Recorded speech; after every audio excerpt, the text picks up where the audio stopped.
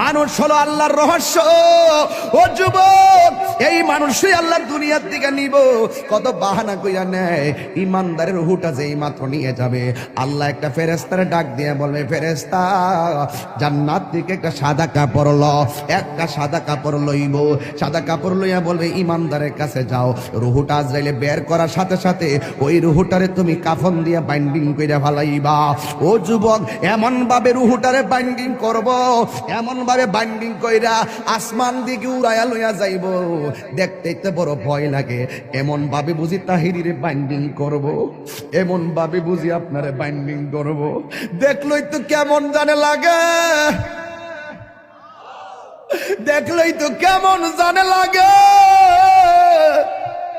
এইভাবে বুঝি আমার বাইন্ডিং করব।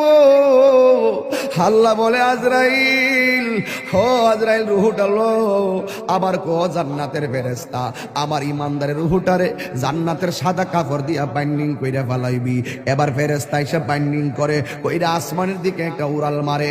এবার আসমানে যায়। প্রথম আকাশের ফেরেশতা কই, ও ফেরেশতা, যাওয়ার সময় দেখছি তোমার কোনো গ্রাণ নাই, কিন্তু এখন কোথায় থেকে খুশবু আসতেছে? কই, এটা হইলো কথার কথা বলতেছে আর কি। যদি বাড়ি উড়ার ইমানদার হয় এমনে বলবে, এটা হইলো বাড়ি উড়ার ইমানদারের রূহ লইয়া যাইতেছি। সাথে সাথে প্রথম আকাশের ফেরেশতা এই রূহটারে সালাম দিব। এবার দ্বিতীয় আসমানে গেলে সালাম দিব, তৃতীয় আকাশে গেলেও সালাম দিব, চতুর্থ আকাশে গেলেও সালাম দিব, পঞ্চম আকাশে গেলেও সালাম দিব, ষষ্ঠ আকাশে গেলেও সালাম দিব, সপ্তম আকাশে গেলেও সালাম দিব রে বাবা। এবার যাওয়ার পরে আমার আল্লাহ ডাক দিয়া কয়, ও ফেরেশতা, আর সামনে নিস না, আমি আল্লাহ ইমানদারের জন্য একটা বাড়ি বানাইছি। আর সামনে নিস না গো, আমি আল্লাহ একটা বাড়ি বানাইছি। ওই বাড়িটার নাম কি? বাড়ির নাম হলো, কোরআনের ভাষায় হলো ইল্লিন। এই রূহটারে ইল্লিনে রাইখা দে। আর এই দিক দিয়া বাড়ি উড়ার, এই আমার বাবার বডিটারে বাইন্ডিং করবার লাইগা বাড়ি উড়ার দোকান থেকে সাদা কাপড় আইনা বডিটারে বাইন্ডিং করলো। মানুষ আইব রে, এক নজর দকিতে মানুষ আইব রে। বিষয়টা দিছেন খুব কঠিন। মানুষ আইব রে, এক নজর দেখিতে মানুষ আইব রে। দেহ কাচার অচিন পাখি, দেহ কাচার ও চিনি পাখি, উইরা যেদিন যাইব রে, এক নজর দেখিতে মানুষ আইব রে। জিহাদ HD media, the Islamic content creator. আমার যুবক ভাইয়েরা, আমার মুরব্বী বাবাজিরা, আমি দেখতেছি অনেকে নগদ 1000 টাকা দিতেছে, অনেকে 500 টাকা দিতেছে, 100 টাকা দিতেছে, অনেকে 10 টাকা দিতেছে। আল্লাহ, এই মাহফিলে হাজার হাজার মানুষ যারা এই মাদ্রাসার জন্য টাকা দিয়ে দিতেছে, টাকা দেওয়ার প্রতিযোগিতায় মাঠে নেমে গেছে। আল্লাহ মেহেরবানি করে তুমি সবার দান গুলাকে তোমার দরবারে কবুল আর মঞ্জুর করে নাও। জোরে জোরে বলো না আমিন। আমার যুবক ভাইরা, এরপরে যদি কেউ দিলটা নরম করে মাহফিলের জন্য মাঝে মাঝে 10,000 5,000 টাকা দিতে চান, আমার একটু মেহেরবানি করে বলবেন, আমি ওয়াজের মাঝখানে সবাই নিয়ে আপনার জন্য দোয়া করে দিয়ে যাব। মা বোনদেরকে বলবো, মা, এই মাদ্রাসার জন্য 1,000 টাকা হলো আপনি দিয়া দেন। আপনার 1,000 টাকা নিয়ে আমরা গর্ব কইরা মাঠে যাইয়া, মার্কেটে যাইয়া 2 বস্তা সিমেন্ট আইনা মাদ্রাসার কাজে লাগাইতে পারবো। একদিন আপনি থাকবেন না, এই টাকাগুলা একদিন মিজানের পাল্লাই কথা বলবে। এই দুনিয়ায় চিরদিন আমরা থাকবো না গো। ব্যাংকের মধ্যে টাকা আছে, এই টাকা দিতে চান না, ব্যবসার টাকা আছে, দিতে চান না। কিন্তু একটা কথা মনে রাখবেন, মরণের কালে গেলে আপনার কবরের পা যাওয়ার আগে আগে মরণ আপনার সামনে আসবে। আপনার পাশে আপনার সন্তান বসে থাকবে, আপনার পাশে আপনার আপনজন বসে থাকবে, কিন্তু আপনার মরণের কষ্টের ভাগ আপনার সন্তান নিবে না। আপনার কবরে যদি আযাব হইব, এই কবরের আযাবের ভাগ আপনার সন্তান নিবে না, কিন্তু আপনার সন্তান ঠিকই আপনার ব্যাংকের টাকার ভাগ নেওয়ার জন্য কামরা কামড়ি শুরু করবে। আপনার সন্তান জমিনের ভাগ নেওয়ার জন্য পাগল হয়ে যাবে, কিন্তু আপনার কবরের ভাগ আপনার সন্তান নিবে না। এই জন্য আল্লাহ রাব্বুল আলামিন বলেছেন, মিনহা খলাকনাকুম ওয়া ফিহা নুঈদুকুম ওয়া মিনহা নুখরিজুকুম তারাতান উখরা। এই তো আমি পেয়ে গেলাম, দেখছেন ওয়াজের ভিতরে উত্তরপাড়া সিদ্দিক মিয়া মাছ ব্যাপারী, তিনি দিয়া দিলেন মাদ্রাসার জন্য ৫,০০০ টাকা। এই ৫,০০০ টাকা আমার কাছে ৫ কোটি টাকা মনে হয়। এই টাকাগুলা মাদ্রাসার কাজে লেগে গেলে একদিন হয়তো সে কবরে চলে যাবে, এই সওয়াবটা তার কবরে ফ্লেক্সি হতে থাকবে। আল্লাহ আপনি তার দানটাকে কবুল আর মঞ্জুর করে নেন। সবাই জবানটা খুলে বলুন আমিন। আল্লাহ বলছেন, এই মাটি থেকেই তোমাকে সৃষ্টি করা হয়েছে, এই মাটিতেই তোমাকে দাফন করা হবে, এই মাটি থেকে তুমি একদিন হাসরের ময়দানে উঠবে। আমার যুবক ভাইরা গভীর মনোযোগ, আমাকে বিষয় দিয়েছে কবরের আযাব আর হাসরের ময়দানের ভয়াবহতা। এই ওয়াজগুলো আমি প্রতি মাহফিলে করে দিলটা নরম করে দেওয়া লাগবে। বন্ধুরে আমার, ও বাড়ি উড়ার বন্ধুরা, কুস্তি শাহবাজপুর সাজদাপুরের বন্ধুরা, মাশাআল্লাহ। কোন জায়গা? জাঙ্গালপাড়ার জনাব মোশাররফ হোসেন প্রবাসী, তিনি দিলেন ৫,০০০ টাকা। জোরে করে মারহাবা। আয় রাব্বুল আলামিন, এই দান তুমি কবুল করো, মঞ্জুর করো। আল্লাহ আমি কবরের আলোচনা শুরু করে দিলাম। রিয়াসত বাড়ির আক্তার মিয়া ২,০০০ টাকা। জোরে করে মারহাবা। নগদ যারা তুলছেন টেহাড়ি গইন্না আমার কোয়েন কত টাকা উঠছে? আপনারা কেরা কেরা টেহা দিচ্ছেন হাত তোলেন। নগদ কে কে দিচ্ছেন হাত তোলেন। মাশাআল্লাহ অনেকে দিছে, আলহামদুলিল্লাহ।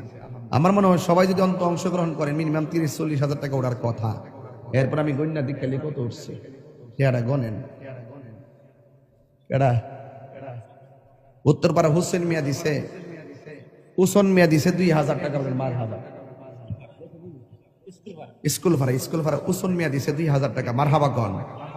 কেউ রাগ করবেন না, গুসা করবেন না। যারা দিবেন তারা জিতে যাবেন, যারা টাকা দেওয়ার পরে খুশি হয়ে মারহাবা বলেন আপনারা ধন্য হয়ে যাবেন, আর যারা মনটা খারাপ করে ফেলবেন আসামি হয়ে যাবেন।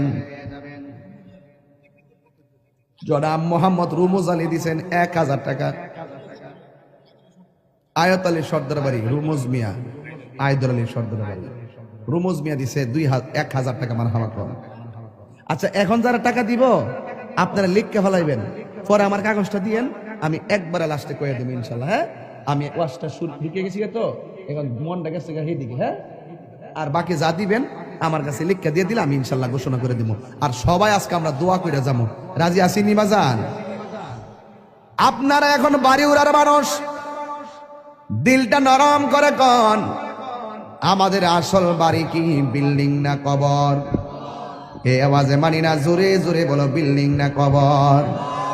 বন্ধুরে টান দেন, বন্ধুরে আমার, ও আমার যুবক ভাইয়েরা, আসল ঘরের নাম হলো কবর। এই কবরটাতে যাওয়ার আগে তো আমাদের কাছে আজরাইল আসবে। আজরাইল দেখলে তোমার কেমন লাগবে জানোনি? আমি আপনাদের কাছে জানতাম চাই, বাড়িওরা গ্রামের মধ্যে আজরাইল আইসিনি? কথা কোন আইসিনি? দাদারে লয়া গেছে আজরাইল আইসা, দাদিরে নিয়ে গেছে আজরাইল আইসা। আমারও নিয়ে যাইব আজরাইল আইসা। আমার নবী বলে আজরাইল বড় ভয়ঙ্কর জিনিস। এই আজরাইলের চেহারাটা দেখলে অনেক মানুষের হাড্ডিগুলা খুলে যাবে।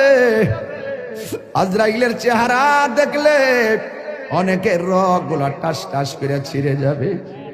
আজরাইলের চেহারা দেখলে অনেকের হাড্ডিগুলা চুরমার হয়ে যাবে। এই মুহূর্তে যদি বাড়িউড়া আইল্যান্ডের মধ্যে মোটর সাইকেল একটা উল্টায় পইরা যায়, পা ভাঙ্গা যায়, এক্সরে মেশিন দিয়ে ট্রাই করে কেমন ভাবে ভাঙছে। এই দুনিয়ার ভাঙ্গার মধ্যে পরীক্ষা করে দেখে কেমনে পাটা ভাঙছে। কিন্তু আজরাইলের থাবাই যে তোমার হাড্ডি চুরমার হয়ে যাবে, এটা ধরার মতন কোনো মেশিন এখন আবিষ্কার হয় নাই। যেমন ভাবে হায়াত কিনার ফ্যাক্টরি এখনো আবিষ্কার হয় নাই। কথা বলেন ঠিক কিনা? আমার যুবক ভাইয়েরা, আমার নবী বলেন আজরাইল দেখলে বেঈমান গুলো এমন পাগল হয়ে যাবে, তার পাশে তার সন্তান বসে থাকবে, তার পাশে তার আপনজন বসে থাকবে, কিন্তু তার কষ্টের ভাগ তার স্ত্রীও নিবে না, তার কষ্টের ভাগ তার আম্মাও নিবে না। এই জন্যই তো আমার নবী বলেছেন পৃথিবীর মধ্যে মানুষের দুইটা সিস্টেম, একটা হলো বেঈমানের জিন্দেগি, আর একটা হলো ইমানদারের জিন্দেগি। বেঈমানের জিন্দেগি করলে আজরাইলে তাবা খাইয়া রক্তগুলা পানি পানি হইয়া যাইব, পানি পানি হইয়া যাইব, মনের দুঃখ বলার কোনো জায়গা থাকবে না। কিন্তু যদি ইমানদার হতে পারো, ইমানদার হইলে তোমার কাছে আজরাইল আসবে, আয়সা ঘরের দরজার মধ্যে আজরাইলে তোমার সালাম দিব, জোরে জোরে কি আল্লাহু আকবার বলা যাবে না? যুবক, আজরাইল আয়সা তোমার সালাম দিয়া বলবে আল্লাহ আমারে পাঠাইছে আপনার হায়াতের জিন্দেগির শেষ দিকে, এখন আপনার রূহটা নিয়ে যাবো। ইমানদার বলবে আজরাইল আর দেরি করো না, তাড়াতাড়ি আমার রূহটারে লইয়া যাও, আমার এই দুনিয়া ভালো লাগে না গো। আর দুনিয়া সিজনুল মুমিনিন, দুনিয়াটা হলো মুমিনের জন্য জেলখানা। বেঈমানরা মনে করে এই দুনিয়াটা হলো একমাত্র বালাখানা। ইমানদার ডাক দিয়া বলবে ও আজরাইল, আমার রূহটারে তাড়াতাড়ি লইয়া যাও, এই দুনিয়ায় আমার ভালো লাগে না। এবার ইমানদারকে আজরাইল বলবে ঠিক আছে আপনি প্রস্তুতি নেন। এবার আজরাইল বলবে তোমার রূহটার আমি মুখ দিয়া নিতেছি।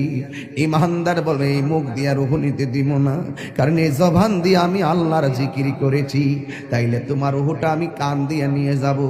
ইমানদার বলবে না, কান দিয়া নিতে দিব না, এই কান দিয়ে আমি আল্লাহর জিকির শুনেছি। আজরাইলে বলবে ও ইমানদার, তোমার চোখ দিয়া রূহ নিয়ে যাবো। ইমানদার বলবে না না না না, এই চোখ দিয়ে আমার আল্লাহর কুদরত দেখে দেখে আমি আল্লাহরে গবেষণা করেছি, এই চোখ দিয়া রূহ নিতে দিব না। আল্লাহ ডাক দিয়া বলবে আজরাইল, আজরাইল বলবে আল্লাহ তোমার প্রেমিকে মুখ দিয়া রূহ নিতে দেয় না, তোমার প্রেমিকে কান দিয়া রূহ নিতে দেয় না, তোমার প্রেমিকে চোখ দিয়া রূহ নিতে দেয় না। আমার আল্লাহ বলে আজরাইল,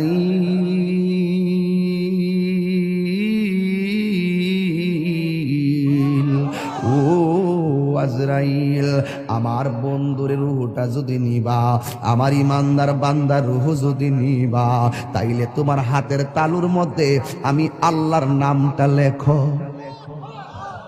আমি আল্লাহর নামটা লেখো। হাতের মধ্যে আল্লাহর নামটা লিখবো।